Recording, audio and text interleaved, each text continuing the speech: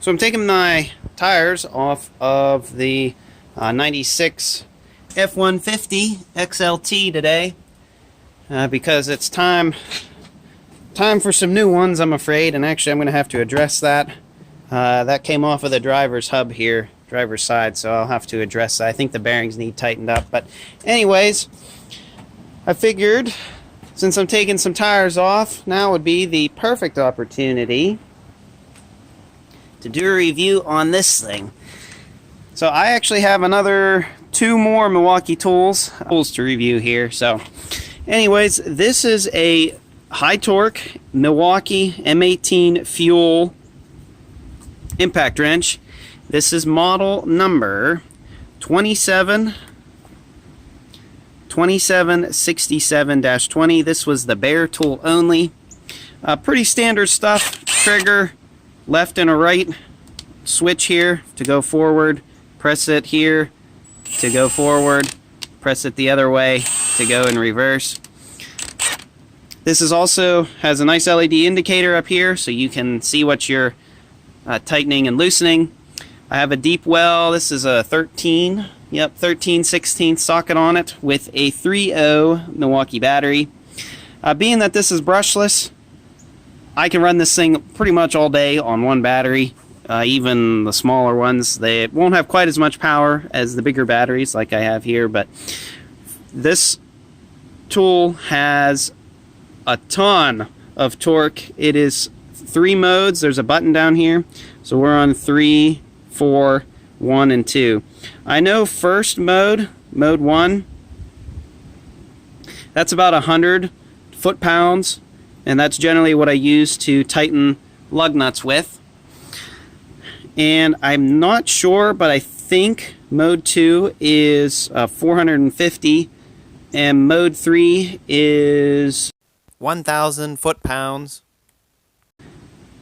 And then the last mode, this is max reverse. So what it does is it tries to spin it off as much power as it can, and then it slows down to a much slower RPM to take the nut off, so it just doesn't the nut doesn't fly off when you are removing it. Now this thing is it's not something I'm going to use a ton because generally speaking I don't need something with this much power, but if we ever had to split a farm tractor, which I don't know when it'll be, the 8N needs rebuilt. The Ford 8N, it needs a complete engine overhaul, top and bottom end, and might as well, while we're in there, put new seals in the transmission and the clutch and stuff. But if we ever need to split that tractor for whatever reason and we need to remove the crank bolt and stuff, this thing will come in very, very handy. I am very pleased to have this thing. I will say this tool alone, so no battery, just the tool alone, I think it set me back almost $250. So this is not a cheap tool to have whatsoever. I probably splurged a little bit, but would I rather sit here with a 4-way lug nut wrench thing to try to take these lug nuts off, or would I rather use this? I would much rather use this. It's much quicker and much faster. So this here is probably what I will be using it for mainly. How often do you split a tractor and stuff like that? But removing wheels and stuff, this tire here, hopefully you guys can see this, see how dry rotted it is all along the tread, and it's time for some new tires. But a lot of this might be curb rash too, so I'm not real sure. But anyways, this tool, look at this.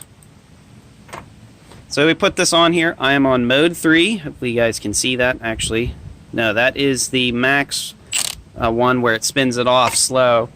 And we just put this on here. And then, so see how hopefully you guys saw that. So this is full speed. So it spins it off quick. That was not me doing that. Let's see if I can get my finger on the trigger there. You can watch.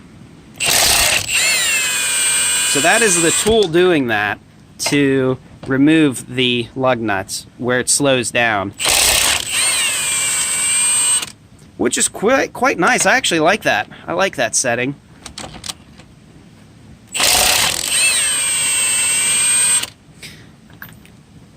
And just like that, she took off all those lug nuts just fine. And we did have a full charge. And let's see where we're at. Yeah, we still have a full charge. So this being a brushless fuel tool, this thing will last a long time on a battery charge, a very, very long time. So that is my review of the Milwaukee M18 fuel half-inch drive. Oh, another thing before I'm done here, don't buy the pin detent version of this. The pin detent version has less power, and that is because the anvil has the hole in it for the pin detent for the socket to, you know, you need like a pick or something to remove the socket, put the socket on and off. This is the friction ring, but the pin detent one, since you have the hole in the anvil, it is this part here is weaker. The anvil is weaker, so that's just my suggestion. You guys can do whatever you'd like, but I would suggest that just get the higher torque one. That is the friction ring. These do kind of wear out every once in a while, but it's really up to you guys what your preferences are. So just for fun, I figured we would just put the lug nuts back on with this thing too. You are supposed to torque these, and always start the lug nuts by hand. So don't put this in here.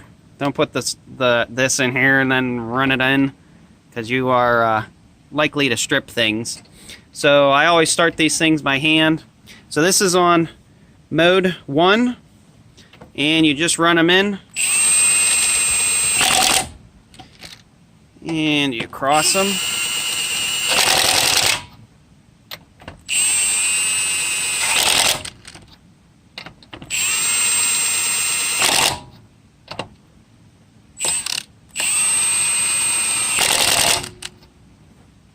And just like that, this tire is probably tight. I will, whenever I put the new tires on and stuff, I will go over this with a torque wrench and just double check that they are at least, probably, I think the book says 100 or 125 foot-pounds for these. So, but again, this thing is very, very nice tool to have. And let's just take them off again. Now this is on speed setting 3, so this is not the last one. And watch how fast this goes.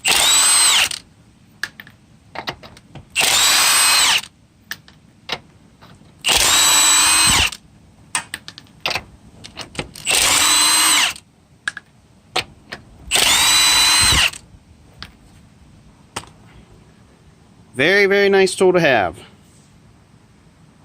So, hope everyone enjoyed the video. Don't forget to like, comment, and subscribe for more, and hopefully we will see you all in the next video. Thanks for watching.